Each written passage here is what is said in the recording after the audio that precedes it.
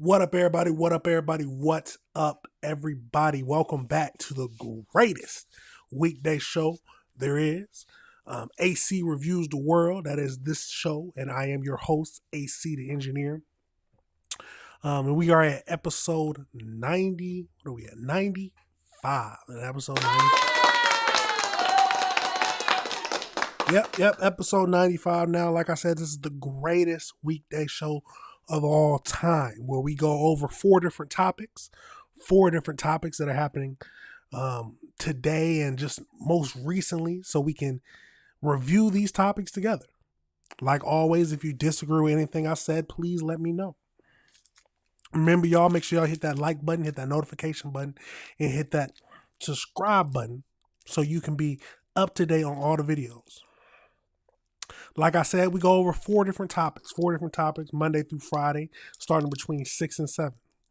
And today we are talking about four crazy things, but everything we talk about, it seems like, is one crazy thing after another. But let's give a little breakdown, how I like to do it, a breakdown of what we're going to be talking about today. So we're going to go over to the Melody Buzzard's murder case, where her mother, who we know is accused of shooting her in the head. Absolutely crazy situation. But she has just pleaded not guilty in court. So we're going to go over to that. And then it's possible she might use insanity plea. So we'll see what the FBI has to say about that. And then we're going to get over into a woman pretending to be a caregiver and stealing from senior citizens. So we're going to get over into that and see what all that's about. And then on Christmas, the next topic we're going to get into on Christmas. So yesterday, it looks like in Milwaukee, there was a Christmas fire that made 80 people have to evacuate the building. We're going to get over into that. And the last thing we're going to be talking about is there's some deadly California flooding. I believe it's 4 people have died in total from this December flooding. So we're going to get over into that. Overall, we talk about a lot of crazy things. If you ever disagree or if you feel like I got something wrong, leave a comment. Let's have a discussion about it. I don't want to just live in an echo chamber, so let's talk about these stuff together. Overall, it's a crazy world. It's a crazy world, and we got to review it together. We have to review the world together. Now, you already know how I like to do it. I like to jump right into it. We might as well jump right into it, y'all. The first thing we're talking about today, like I said, we're going to go over to the Melody Buzzard's case. So we're going to go over into the Melody Buzzard's case, murder case, where her mother has pleaded not guilty. So let's get over into that and see what this is all about. The mother of Melody Buzzard was just arraigned in court. Ashley Buzzard was charged with first-degree murder in connection with the death of her 9-year-old daughter after the girl's body was found in a rural part of Utah more than 2 months after she disappeared. Authorities believe Melody was killed on October 9th during a multi-day road trip she took with her mother, which stretched as far east as Nebraska. Joining us now, NBC News correspondent Stephen Romo and NBC News legal analyst Misty Maris. Misty, I'll start with you here. Walk us through what local authorities are saying. I understand they say there's significant evidence against Ashley Buzzard. Yes, so talking about significant evidence, and interestingly, this case is charged as a premeditated murder. So we're talking about planning and preparation, which is what local authorities have said in a press conference, that they have significant evidence to show that Ashley Buzzard engaged in this conduct, killed Melody Buzzard in a premeditated fashion. We also know that there are special circumstances to these first-degree murder charges. Lying in wait and discharge of a firearm causing death. Lying in wait is generally going to mean the gunshot came from behind. Melody's remains were found at the beginning of December, and it took law enforcement some time to make connections of the evidence to link it back to Ashley. And now we see she was in court today for arraignment, pleading not guilty to first-degree murder charges. And to that end, Stephen, I want to bring you in, walk us through this plea and what we heard out of court today. Yeah, just such a tough case, seeing pictures of young Melody here and then hearing what is accused, what her mother is accused of. We did hear from Misty there, the arraignment just wrapped up with Ashley pleading not guilty to first-degree murder. And our producer in the courtroom described the audience there, the people in the courtroom, as groaning or gasping whenever that plea was made of not guilty, in part because so many people in that community feel directly connected to this, because it started with a missing persons case back in October. Melody's school reported her missing because she had had excessive absences, and then police started this search, and the community joined in, wanting to find this young girl. And sadly, she was found earlier this month in rural Utah, dead from what appears to be a shotgun wound to the head. The FBI working to help use DNA to confirm her identity. Just each step of the way, each new detail seems more horrifying than the last. And that would help explain the groans that were heard in the courtroom today. And to the point of location. Overall, it's a terrible crime. It's a terrible crime. I don't know how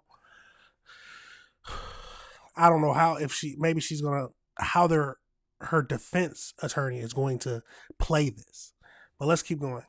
Stephen, right, you mentioned she was found in Utah. Misty, why exactly is this trial happening in California? So this is actually very unusual. You're usually going to see murder charges brought in the state where the authorities believe the murder occurred, and authorities have said that they believe it happened sometime between traveling through the Colorado-Utah border, and ultimately the body was found in Utah.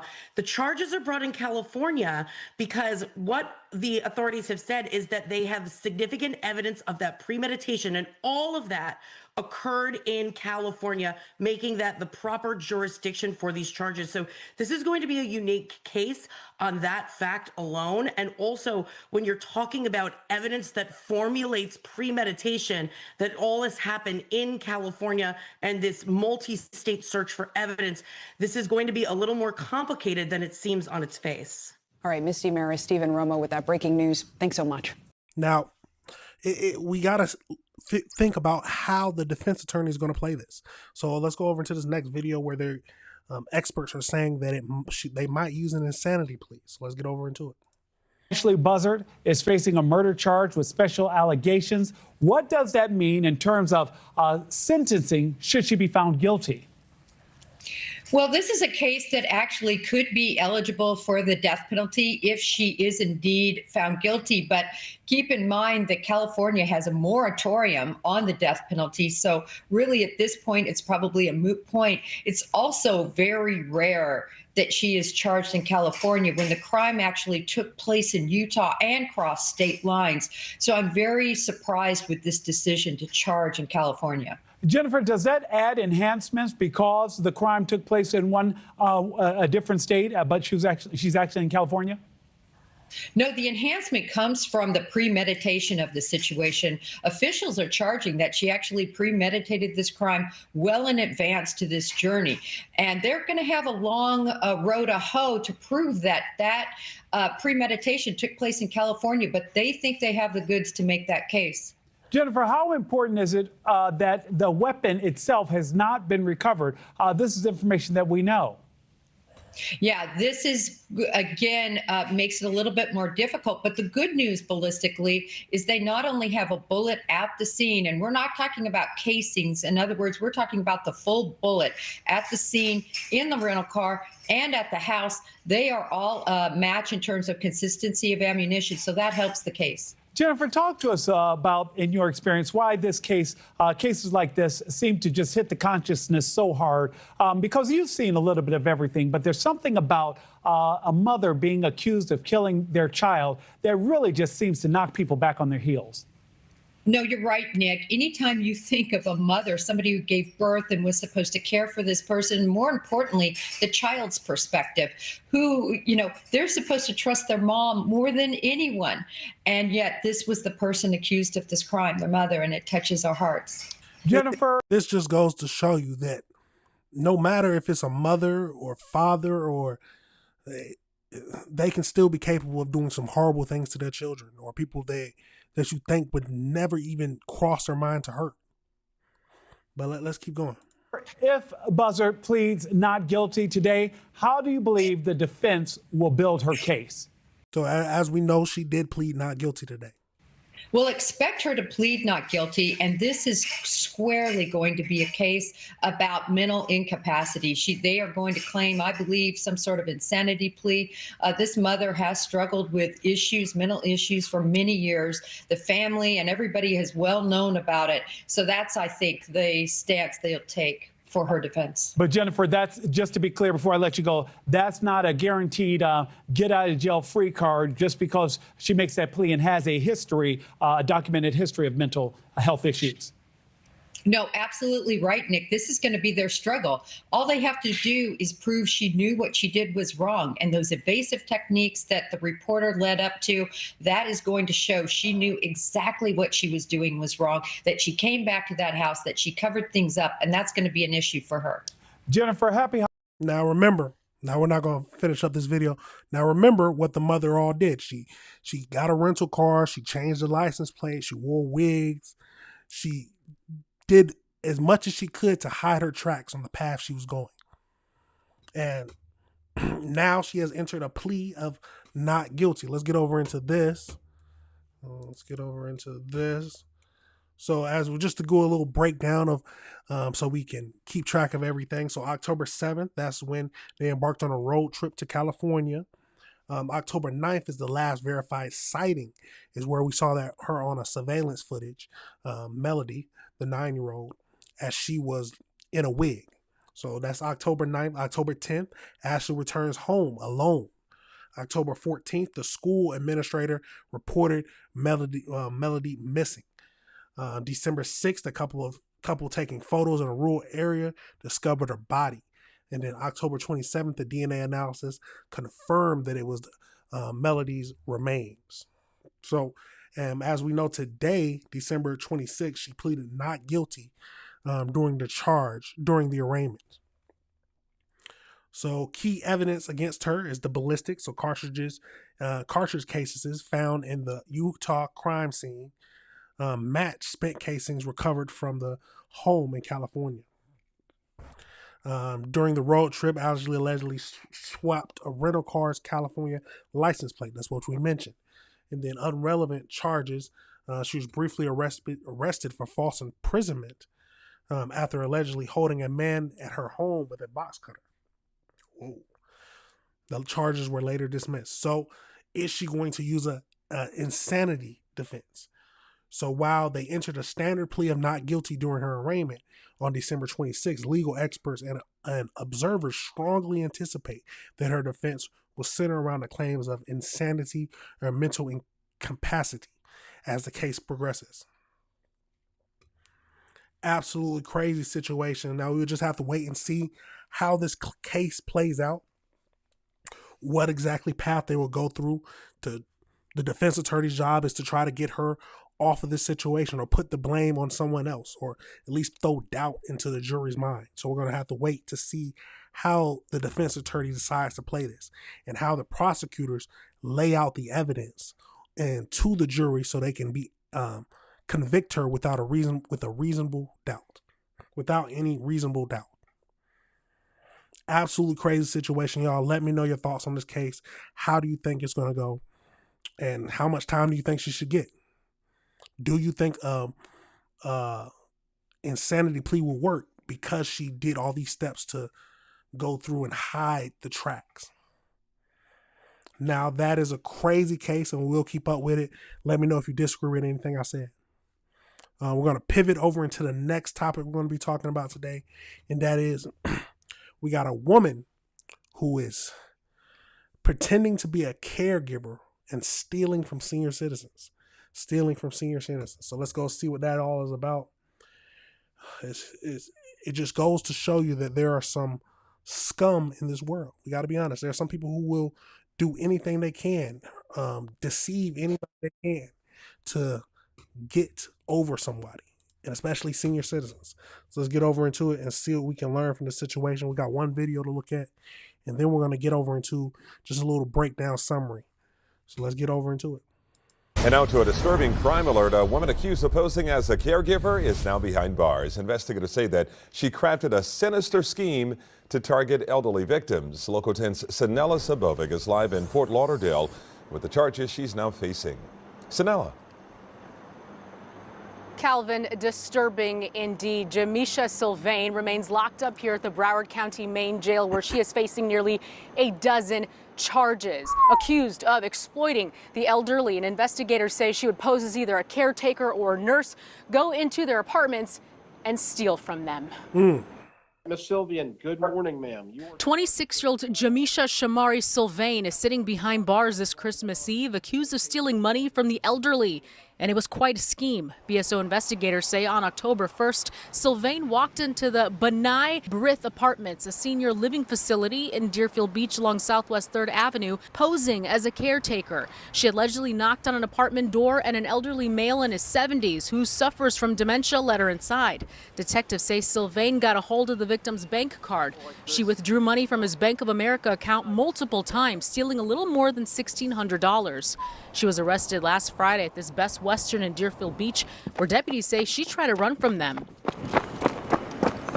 During the investigation, detectives learned there were several other similar incidents where Sylvain pretended to be a professional caretaker and convinced vulnerable victims that she was authorized to enter their apartments. While inside, she allegedly stole their debit cards and told them she needed their personal banking information. In bond court, authorities allege the other victims were in their 80s, and one victim was 91 years old. In every single case, she gained entry to their home under false pretenses, perpetrating a fraud, seeking to victimize them. Sylvain is facing a slew of charges. 1-count burglary, occupied dwelling unarmed, exploitation of the elderly, less than $20,000, burglary, occupied dwelling unarmed, 3 counts, larceny. The judge set her bond to more than $100,000. Investigators believe there may be additional victims out there. If she looks familiar to you, if you believe that you've been a victim, give the Broward Sheriff's Office a call immediately. Now, it's sad to say it, but the elderly are some of the easiest victims for these criminals, these con men to deceive. We just talked about it probably a few months ago, where a woman, an elderly woman, got an email, or no, it was either an email or a call, basically telling her that there was a mistake and that she needed to withdraw the money, and then they would come and pick it up from her. It's something crazy, and they ended up getting away with like $1,500 from her hands. The elderly woman gave it because she was just confused. She was worried. Absolutely crazy situation. Crazy situation, and people don't matter how old or how disabled they are, they will, if they can see a way to get over them, they will. Now let's get over into a summary just to see if they give us a little bit more information about this. But overall, it's a tragic scene. Absolutely tragic scene. So as we know, in December 2025, authorities in Florida arrested a 26-year-old Jemiah for allegedly posing as a caregiver to infiltrate senior living communities and steal thousands of dollars from the residents. The primary method for gaining access to the victims' homes and finances included impersonating professional caregivers. She would frequently target residents at senior apartments, such as the apartment that we've seen, by claiming to be a health aide, fabricating assignments. In several instances, she gained entry by falsely asserting that she was the new caregiver assigned to directly by the victim's healthcare provider. And then financial theft. Once inside, she reportedly stole debit cards, coerced victims into sharing banking information while she used to drain their accounts. Absolutely crazy. So she was arrested on December 19th, 2024, and faced a judge in late December 2025. She is charged with multiple felonies, including elderly exploitation. I didn't even know that was a charge. Burglary of an occupied dwelling, and grand theft. Other related cases: in October 2025, another woman pleaded guilty in Massachusetts for doing similar schemes, for stealing approximately $28,000 from 16 elderly victims. Now, here's a good point: protection and prevention. To safeguard against caregiver impersonation, and law enforcement and advocates group recommend verify credentials. So that's very good. Verify the credentials. Verify that they are actually from your healthcare provider. Call somebody you are usually talking to. Monitor accounts. Make sure that that's hard because the elderly people don't know how to use technology as good. So we have to help them out. You have to help your elderly family members out by checking their bank account, or at least talk to them about having someone who looks after their finances for them. Someone trustworthy, because the family members can be awful things too. Consult a trusted individuals, like I said, and then report any abuse. If you suspect elder financial exploitation, contact your local law enforcement. Absolutely crazy situation, y'all. Absolutely crazy. We got to look after our old people, because people will do some horrible things and not care about if it's the last, if this is the last money that the old person will be able to get. There's some demons in this world who don't care about who they hurt. But luckily, she was caught and arrested, and she will face the crimes for her punishment. She will face the punishments for her crimes. See, I said it backwards. Absolutely crazy situation, y'all. Let me know your thoughts. Let me know if you've heard about this happening to anybody around you. The scammers are getting out of hand. They're getting more technologically savvy. They're using more technology and just playing on the naivete of the older generation. Absolutely crazy, y'all. Let me know your thoughts on that. Let me know if you disagree with anything I said. But now we're going to pivot over into the next topic we're going to be talking about today, and that is the Milwaukee Christmas fire. Looks like there were several residents who were displaced because of a fire. So let's get over into it and see what we can learn from this situation. So let's get into it. Let's get over into it. Milwaukee's dozens of families are displaced on Milwaukee's southwest side. Every resident was evacuated after a fire this morning at an apartment complex near 60th and Cold Spring Road. AJ Bayapur spoke to one person who rushed over because she has two different relatives who live there.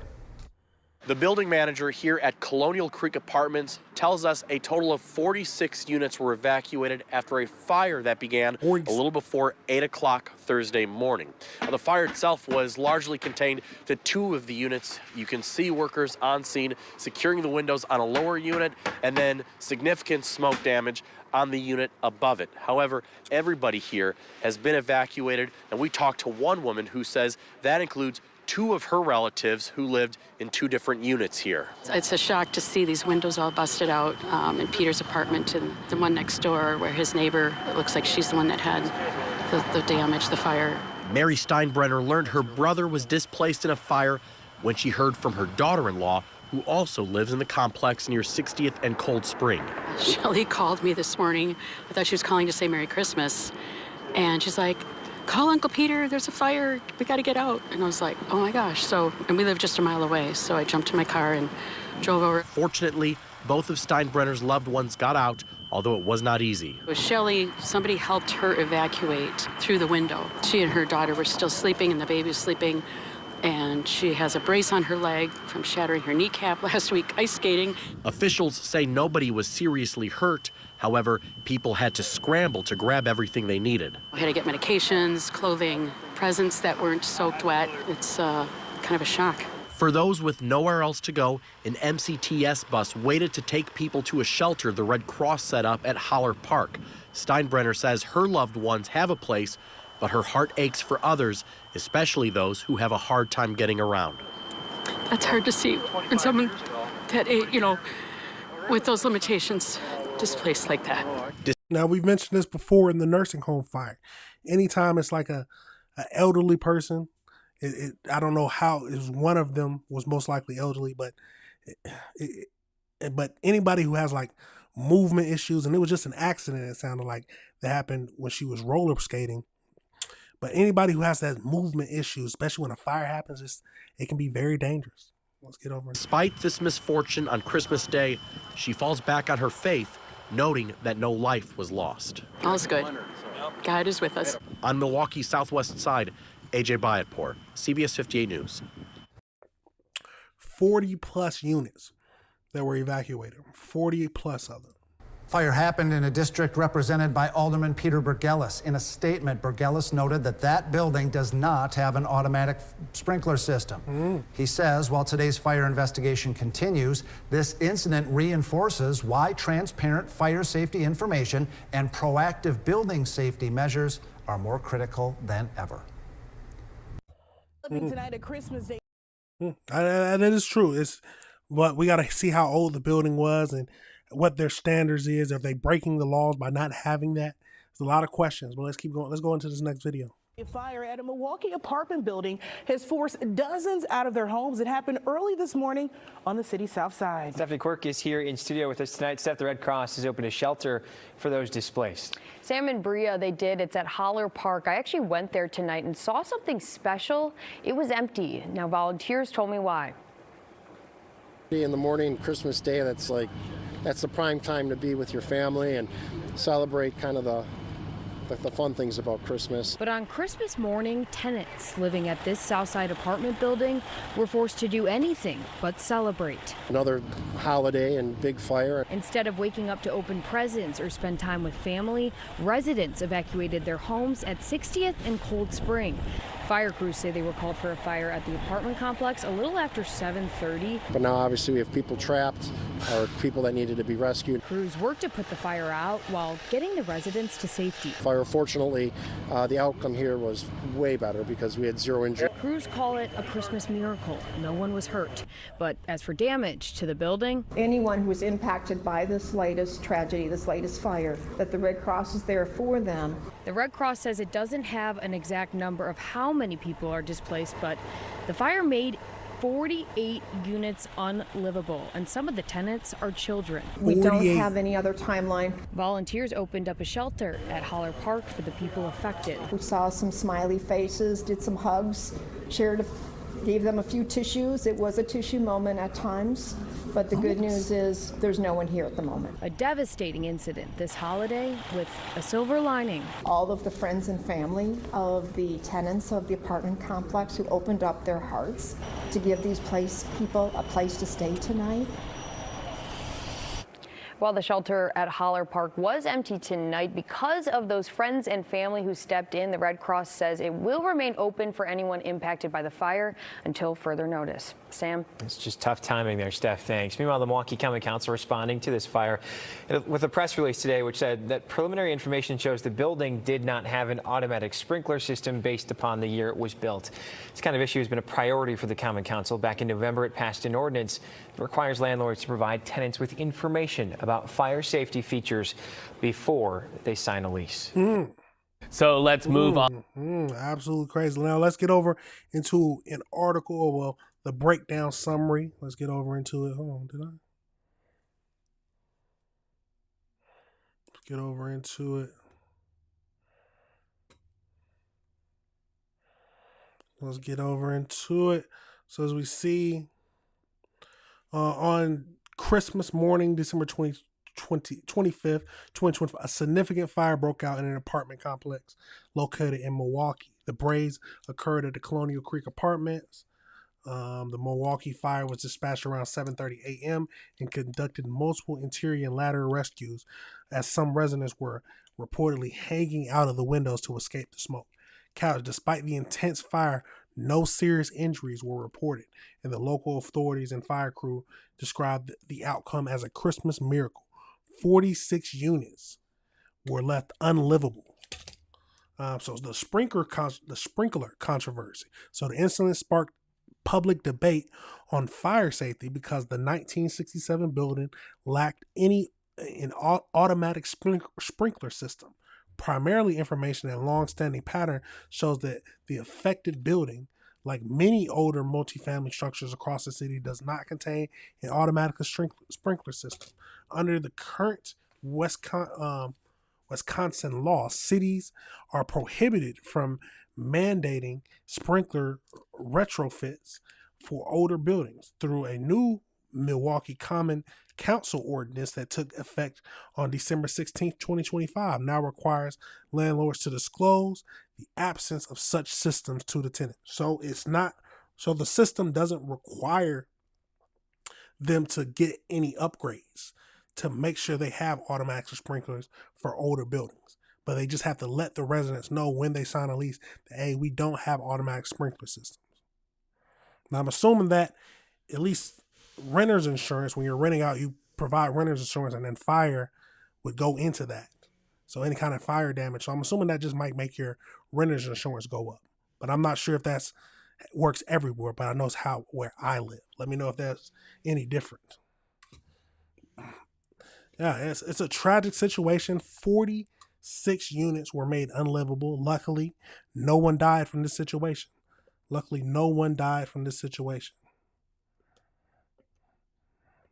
Overall, it is a Christmas miracle. 46 people had to be evacuated.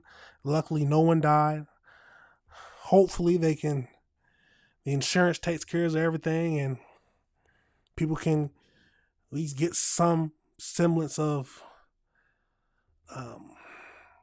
hope when they talk to the insurance company. It's a crazy situation, but yes, it is a Christmas miracle that no one died. Let me know your thoughts on that situation, y'all. Let me know if you disagree with anything I said.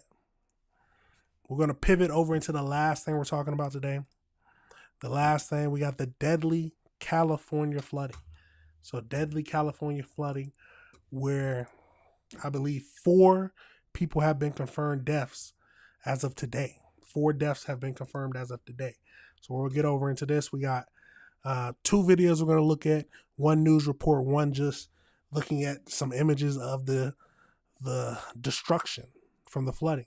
But let's get over into it and see what we can learn from this situation. Let's get over into it.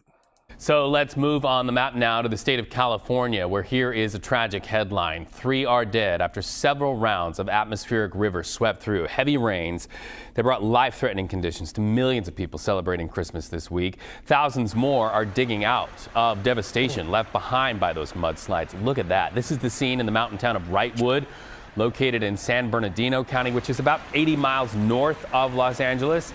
Officials issued an evacuation order for Wrightwood ahead of the storm to help people get out and get out on time. Well, thousands from Sacramento to Los Angeles lost electricity on Christmas because of wind gusts clocking 70 miles per hour or more in some parts. According to utility provider Pacific Gas and Electric, more than 164,000 customers went without electricity at the height of that storm. So our weather team did a lot of research here. Take a closer look at the total rainfall across California from December 20th to just now. Hard-hitting Honeydew, 17 inches. Wicked in Whitehorn and Pounded in Potter Valley, both of those 15 inches each. CBS News' Andres Gutierrez is live for us in Altadena, California. Andres, we know that area suffered much at the start of this year. Of course, so many wildfires wiped out homes. That's a burn scar now. So you add all of this moisture, and what's the result? Well, Reed, good day to you. When that fire did break out back in January along Eaton Canyon, it ended up not only burning off trees and shrubs, but it also changed the nature of the soil. So soil usually acts like a sponge, but the heat ended up sealing that soil, turning the ground essentially waterproof. And so whenever you have heavy rainfall, like we've seen over the last 2 days out here in Southern California, that runoff turns into mud, carrying ash, mud, as well, rocks and other debris into neighborhoods. And it's exactly what happened yesterday morning. So just moments before we came on the air at 4 a.m. local time here for 7 a.m. broadcast in New York, we were standing right beyond over there by the where that K-rail begins. We were getting in position for a live shot when next thing you know, you hear this just rush of what we think is of water. And next thing you know, it's just mud just pouring out. Thankfully, there were these K barriers in place. However, ended up breaching those K barriers. But there's a second set over there that prevented it from going into homes. And that has been the game changer with this particular round of rain, is that back in February, they had an atmospheric river here a month right after the wildfires where there weren't those K rails in place, and it ended up impacting many homes. This time around, the Los Angeles County Sheriff's Office went door to door to about a dozen homes here in Altadena. Several others also also across the way in the Pacific Palisades, and they told folks in high-risk areas saying, hey, you need to be ready to leave if you have to. Some folks ended up heeding that warning, and they actually packed up on Tuesday before the storm rolled in. One woman I spoke with ended up staying at an Airbnb for the holidays. So some people decided that they wanted to ride it out because, again, they have been through so much this year, starting the year with the wildfires and now ending with the chance that there may be a possibility of their home getting damaged by all this mud. There is still a flood watch that remains in effect out here through to this afternoon. The rain is starting to ease up, but again, the ground is so saturated that they're keeping a close eye around these burn scars. Okay, Andres Gutierrez. Now let's get over into this next video, just seeing some of the destruction.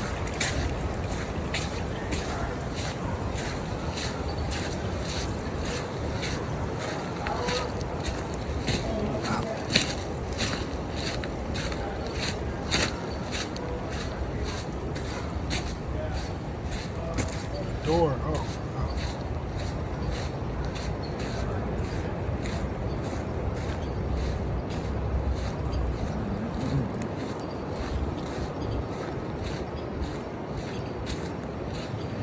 You can basically hop onto the roof.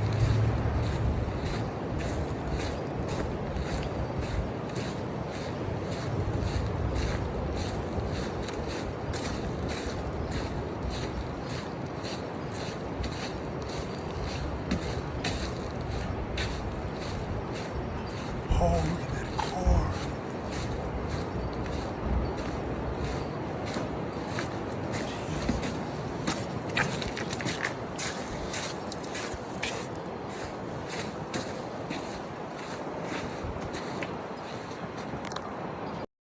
Well, now to this. Tonight, a woman in Covington says Just layers of sand, mud stacked on top of covering the cars. So crazy scene. Now let's get over into this little breakdown.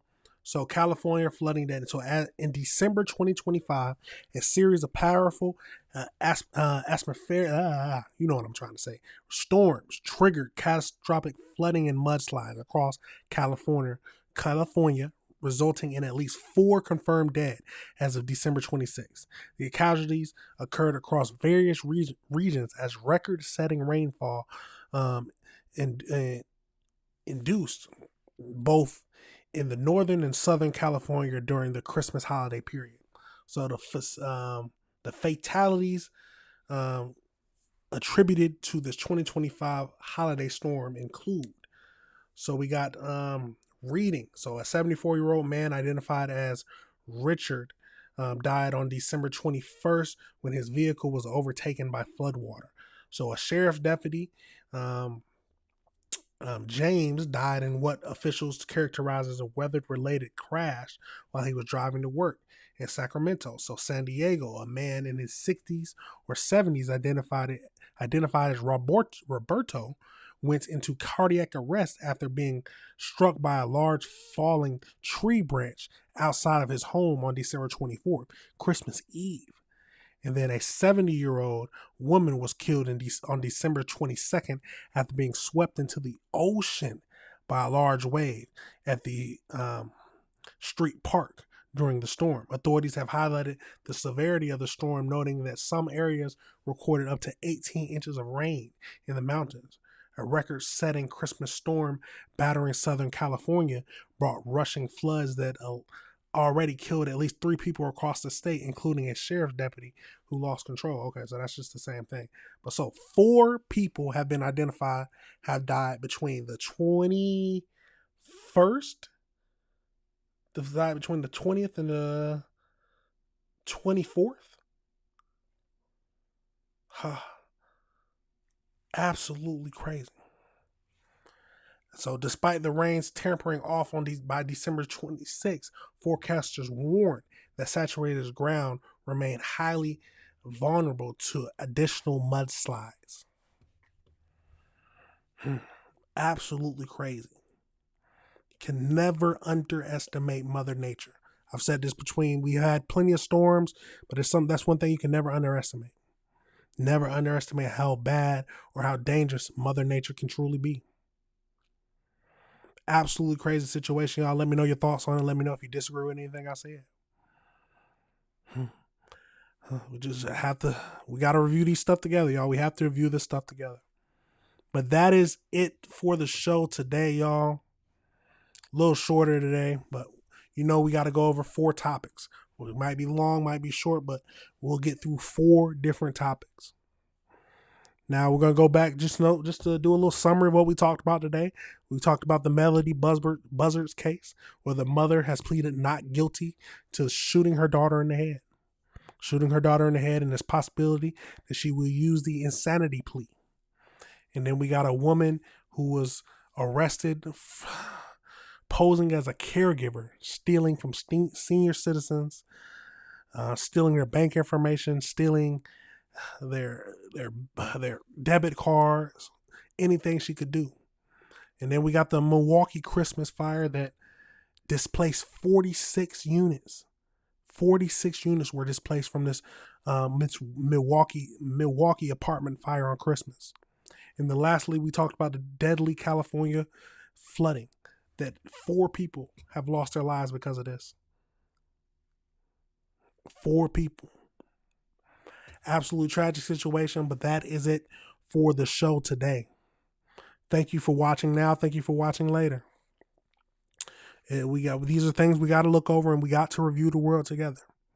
Remember to hit that like button, hit that subscribe button, and hit that notification bell so you can be up to date. Get a little water, drink your water, so you can be up to date on all the videos. It's a crazy world, y'all. But we got to keep living in. We got to keep reviewing. But you already know these videos will be broken down so you can get the exact one you like. But you already know I got to play the outro. That's it for now, y'all. I'll see y'all on Monday. Peace.